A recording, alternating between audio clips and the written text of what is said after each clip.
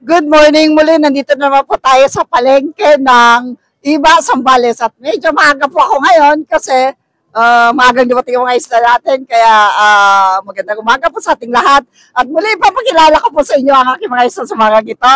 Meron po tayong mga tarian, sungayan.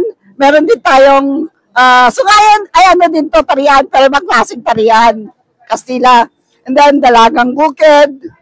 Marami po tayong mga lapo-lapo ngayon. Medyo magaganda ang isla natin sa umagang ito. Good morning. Good morning po. Okay, sa aga na to, may mga ano na tayo, tumitingin-tingin. Yes, sir. Meron din po akong tapas. Marami tayong maya-maya. Actually, ang mga isla ko sa umagang ito, pinipili ko lang talaga. Medyo magaganda lang.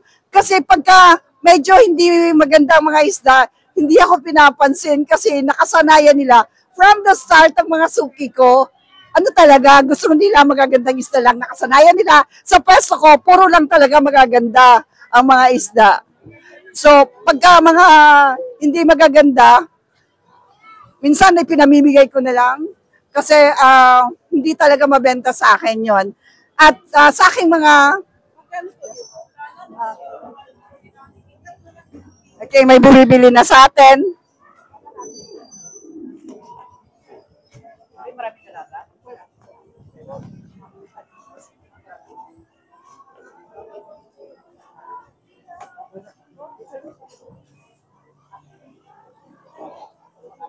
Ay, mag-rating ka naman.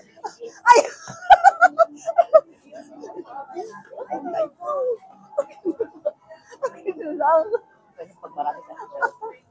Wala ka.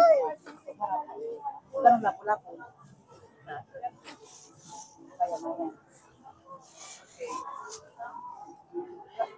So magkano talagang bukid mo?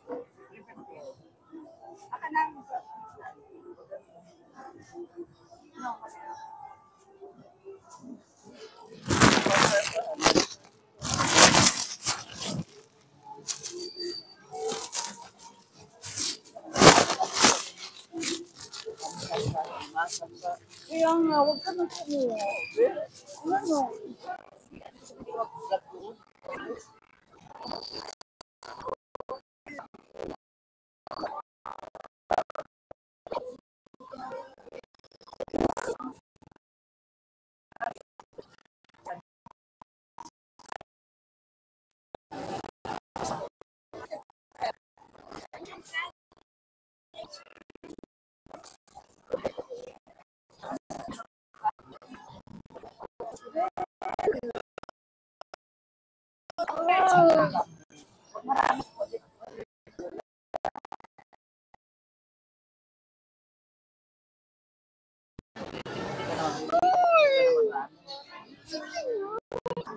Ito kasi aking suki na to, makulit.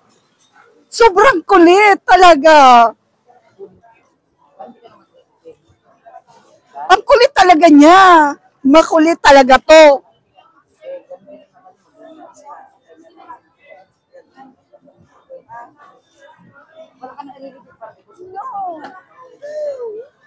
Para may tusipit mo na ibang palinda mo. Tama na.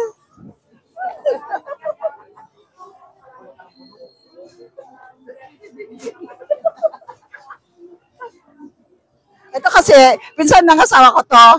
Kaya minsan, nagbibiroan na lang kami. Hindi siya makapag-ibig sa akin kasi kamag-anak ako. At saka, wala naman akong balan sa kanya.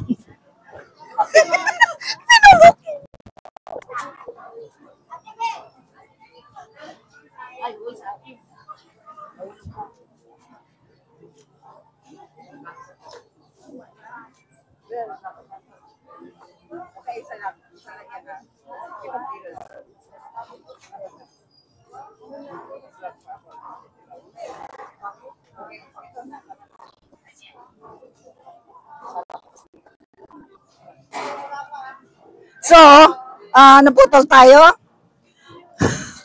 Makulit kasi yun. Makulit talaga yun. Tindira na yun. Pag December, alas natin magaganda ko, isa kukunin niya talaga yan.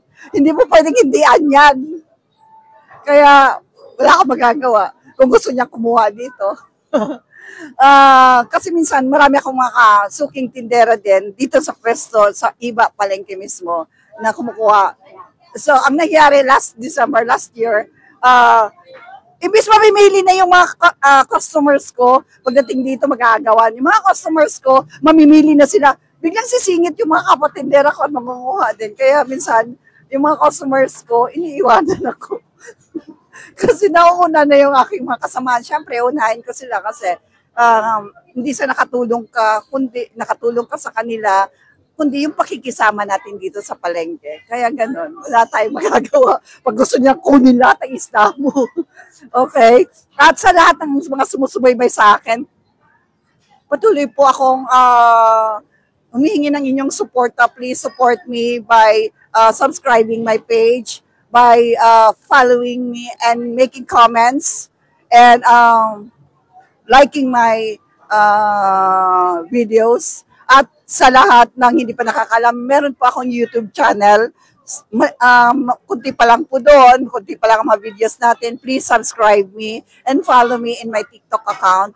At sa lahat ng aking mga suki, sa mga ito, pumunta na po tayo para mamalingke. Kahapon po, although 2 batch ang dumating sa akin ng isda, marami talaga.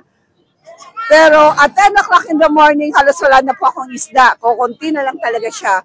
Tapos may dumating ng before lunch, yun, nagkaroon na naman. Pero yung mga suki ko na gusto-gustong bumili ng magagandang isda, wala na, umalis na sila. So, inianyayahan ko po ang lahat sa magang ito. Today is Sunday. Alam natin na araw ng palengke rin namin dito. At the same time, we have to go to church.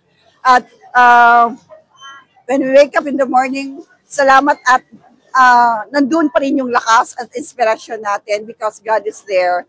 Let's not forget that in everything we do, nandun ang Diyos na mananatiling gabay at lakas natin. Pag may problema, nandun ang Diyos na sinasandalo natin. I include God this time in my vlog para i-acknowledge naman siya that wala po tayong magagawa sa ating sarili kung wala po siya. And even me, whatever I am now, whatever I do have, wala po ito kung wala ang Diyos na nagbibigay sa atin. When God bless a person, talagang walang hadlang yon. No problem at all. Sometimes problems come along our way, pero pag nandyan ang Diyos na palagi nating sinasandalan, lumalakas pa rin tayo, nakakaya pa rin nating bumangon. At magkaroon ng lakas araw-araw sa gitna ng mga pagsubok, sa gitna ng hamon, nandun siya, palagi nating masasandalan. At kahit pagod na tayo when we go home, magpapasalamat pa rin tayo. Let's not forget na magpasalamat sa Diyos before going to sleep and waking up early in the morning. Okay? Good morning, ma'am. At sa lahat ng ating ginagawa, let us acknowledge God. Or just a word ng Diyos sa mundong ito kung ano man ang meron tayo. And sa marang ito, hindi ko talaga makakalimutan ang aking partner. Gemma! Si Gemma, ang aking partner, ang kanyang isda the same. Napagod na to. Kasi kanina pa yata to. Gem, kanina ka pa ba kung kikita? Last trace. Oh my God, 3 o'clock in the morning, gising na siya. Tapos ang dami na niyang isda. Last dose. 2 o'clock magising ka na. 2 o'clock. Parang lumalaot. Gano'n ang mga lumalaot sa dagat. 2:00 ang alis nila sa dagat. Ay, imagine mo si Gemma, walang pagkasawa-sawa. Since, ilang taon ka ba nagsimulang magtinda, Gemma? 7 years old, sumasama na ako kay nanay. Oh my God, 7 years old until now, walang pagbabago. 2 o'clock in the morning, andito na, 3 o'clock in the morning. Nagtitinda na dito, the same fishes every day. Tilapia, bangos, bonito, baralyete. Walang pagkasawa hanggang wala na siyang responsibilidad na pag-graduate niya, mga anak niya, nagkaroon na siya ng magandang buhay. Ganun pa rin ang buhay niya. Hindi siya nagbabago. And ako nag-wish ako, maasa ko na sana ganun din ang buhay ko. Hindi ako magbago, hindi ako mapagod sa paggising araw-araw sa ganitong klase ng pamumuhay meron kami. Kasi kapag napagod ako, minsan hindi ako magtitinda. And hindi ko makakalimutan minsan, may mga responsibilidad pala na dapat kong gampanan. So as a mother, as a housewife, I have to provide for my family. So yun lamang po, magandang umaga po sa ating lahat and God bless everyone.